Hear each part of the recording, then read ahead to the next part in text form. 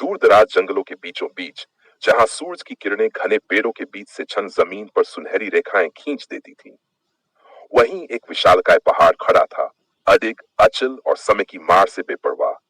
उस पहाड़ ने सदियों से हवाओं को बदलते देखा था, बरसातों के मौसम को आते जाते देखा था और अनगिनत जीव जंतुओं की पीढ़ियों को जन्म लेते और मिटते देखा था।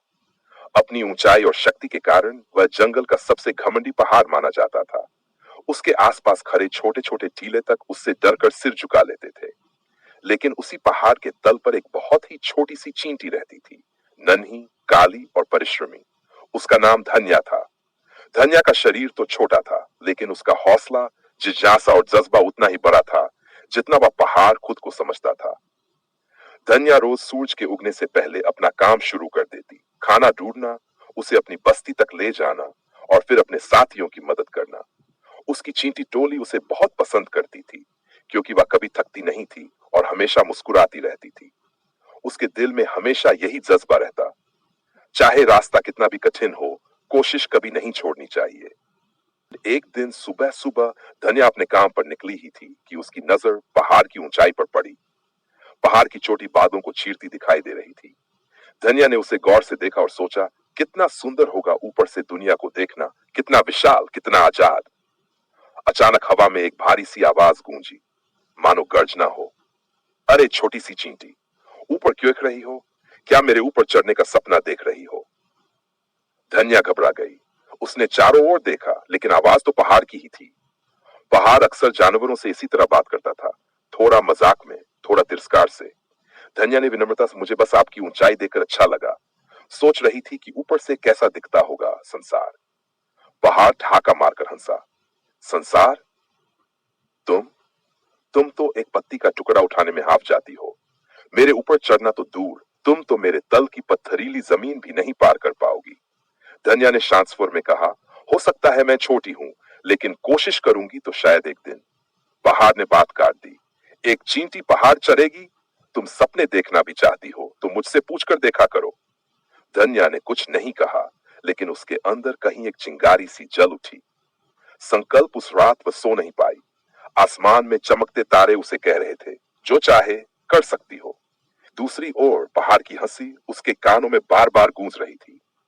एक चींटी मेरे ऊपर? धन्या ने निर्णय कर लिया, मैं पहाड़ पर चढ़ूंगी, चाहे जितने दिन लग जाएं, चाहे जितनी बार गिरूं, पर चढ़ूंगी जरूर। लेकिन यह आसान नहीं था। अगले दिन जब उसने अपने साथियों को बताया तो सभी हंस पड़े। एक चींटी का पहाड़ पर चढ़ना असंभव सा ही था, मगर धन्या के दिल में अटल विश्वास था। यात्रा की शुरुआत धन्या ने सबसे पहले अपना रास्ता चुना। पहाड़ के तल से ऊपर जाने वाले रास्ते बहुत मुश्किल थे। कहीं बड़े बड़े पत्थर थे, कहीं गहरी दरारें, कहीं कांटे और कहीं घास का घना जंगल। लेकिन धन्या को फर्क नहीं पड़ा। उसने छोटा सा भोजन साथ रखा और सुबह की पहली किरण के साथ अपनी यात्रा शुरू कर दी। पहले दिन ही उसे एक चट्टान मिली, जो उसके लिए एक विशाल दीवार जैसी थी। वह चढ़ने लगी, लेकिन फिसल जाती, बार बार बार बार। सूरज भी डूबने लगा था। उसके छोटे से पैरों में दर्द हो रहा था। तभी पहाड़ ने फिर मजाक उड़ाया, देखा, मैंने कहा था ना, यह काम तुम्हारे बस का नहीं। धन्या ने पसीना पोंछा और शांत स्वर में कहा, मैं अभी खत्म नहीं हुई हूं। वह नीचे उतरी, रात में आराम किया और अगली सुबह फिर चढ़ाई शुरू कर दी। इस बार उसने पिछले दिन से बेहतर पकड़ बनाई। धीरे धीरे, कदम दर कदम, आखिरकार वह उस चट्टान के ऊपर पहुंच गई। पहली जीत ने उसका आत्मविश्वास दोगुना कर दिया। मुश्किलें बढ़ती गई, उसकी यात्रा आसान नहीं थी। कभी बारिश आ जाती तो पानी की बूंदें उसके लिए विशाल पत्थरों की तरह गिरती। कभी हवा इतनी तेज चलती कि वह पीछे की तरफ लुढ़क जाती। कभी पक्षी उसे गलती से भोजन समझकर उठाने की कोशिश करते, तो कभी कोई सांप फूंफकारता हुआ उसकी राह रोक लेता। लेकिन धन्या ने हर चुनौती से लड़ना सीख लिया। वह चट्टानों के किनारे चलती, हवा तेज हो तो नीचे झुककर रुक जाती, कांटेदार पौधों के बीच धीरे धीरे रास्ता बनाती और जब थक जाती तो कोई पत्ता खोजकर उसके नीचे छिप जाती। हर दिन वह थोड़ा थोड़ा आगे बढ़ती। हजार कदमों में एक कदम उसका अपना बन जाता। पहाड़ रोज उसे देखता और हंसता, कितने दिन लगे तुम्हें यहां तक पहुंचने में? मेरी आधी ऊंचाई भी नहीं चढ़ पाई। धन्या मुस्कुराकर कहती, धीरे धीरे सही। एक दिन शाम को आसमान में काले बादल छा गए। हवा गूंजने लगी। धन्या समझ गई कि बड़ा तूफान आने वाला है। उसने जल्दी से किसी सुरक्षित जगह की तलाश शुरू की, लेकिन चारों तरफ बस ऊंची चट्टानें और खुले रास्ते थे और तभी तूफान आ गया। तेज हवा उसे बार बार उड़ा देती, बारिश की बूंदें चट्टानों से टकराकर उछलती और धन्या पर गिरती। उसने एक छोटा सा पत्थर खोजा जिसके नीचे थोड़ी जगह थी। वह उसमें चली गई, लेकिन हवाएं इतनी प्रचंड थीं कि वह पत्थर भी खिसकने लगा। धन्या ने अपने नन्हे पैरों से उसे पकड़ने की कोशिश की, लेकिन वह खुद भी पानी में बहने लगी। एक पल को उसे लगा, शायद पहाड़ सच कह रहा था, शायद मैं वाकई बहुत छोटी हूं। पर तभी उसे अपनी माँ की कही बात याद आई, हार वही मानता है जिसे खुद पर भरोसा नहीं होता। उसने पत्थर को छोड़ दिया और हवा के विपरीत दिशा में रेंगने लगी। कई बार गिरी, कई बार फिसली, लेकिन आखिरकार एक चट्टान की दरार में उसे पनाह मिली गई। पूरी रात तूफान चलता रहा। धन्या कांपती रही लेकिन जिंदा रही, और जब सुबह सूरज निकला पहाड़ चुप था। उसकी हंसी कहीं खो गई थी। पहाड़ का मन बदलता है करीब 1 माह बीत चुका था। धन्या रोज थोड़ा थोड़ा चढ़ती, कभी गिरती फिर चढ़ती। उसकी लगन देखकर पहाड़ को भी थोड़ा सा आश्चर्य होने लगा। एक दिन उसने पूछा, तुम आखिर करती क्या हो, क्यों चढ़ रही हो? धन्या ने थककर कहा, क्योंकि मैं जानना चाहती हूं कि मेरी क्षमता कितनी है। आप ऊंचे हैं, इसमें कोई संदेह नहीं, लेकिन कोशिश करने से रोका तो नहीं जा सकता। पहाड़ पहली बार चुप हो गया। इतनी छोटी जीव में इतना बड़ा दिल देखकर वह भी विचलित हुआ। धन्या अब पहाड़ के सबसे मुश्किल हिस्से में पहुंच चुकी थी। एक खड़ी, लगभग सीधी दीवार जैसी चट्टान। पूरा रास्ता चिकना था, पैर रखने तक की जगह नहीं। पहाड़ ने गंभीर आवाज में कहा, यह हिस्सा मेरे लिए भी कठिन है।